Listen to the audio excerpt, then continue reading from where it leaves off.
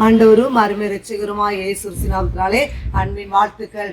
இந்த நாளை நாம் வேதத்துல வாசிக்கிறோம். சங்கீதம் 41 சங்கீதம் 1 சொல்லுகிறது, சிறுமைப்பட்டவன் மேல் சிந்தையிலவன் பாக்கியவான், தீங்கு நாள்ல கர்த்தர் அவனை விடுவிப்பார் என்று சொல்லி வேதத்துல வாசிக்கிறோம். அது ஆபத்து காலத்துல என்னை நோக்கி கூப்பிடு, நானே விடுவிப்பேன், நீ என்னை மகிமைப்படுத்துவா என்று சொல்லி அந்த வசனத்துல வாசிக்கிறோம். தீங்கான நேரத்துல அவர் நம்மை விடுவிப்பார். தீமையான காரியம் நமக்கு எப்போ வருதுன்னு சொல்லி தெரியாது. ஒருவேளை மனுஷங்க மூலமாய் நமக்கு தீமையான காரியங்கள் வரலாம். சில நேரங்களில் சத்துருவின் மூலமாய் தீங்கான காரியங்கள் வரலாம். சில பிரச்சனை நிமித்தமாய் தீங்கான காரியங்கள் வரலாம்.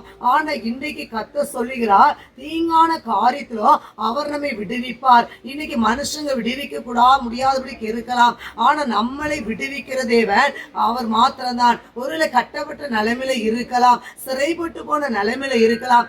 இன்னைக்கு தேவன் சொல்லுகிறார், அவர் நம்மை விடுவிக்கிற தேவனாய் இருக்கிறார். சிறுமைப்பட்டவன் மேல் சிந்தையிலவன் பாக்கியவான், கர்த்தர் அவனை விடுவிப்பார். எனவே கர்த்தர் தாமே இந்த வார்த்தை கொண்டு உங்களை ஆசீர்வதிப்பாராக.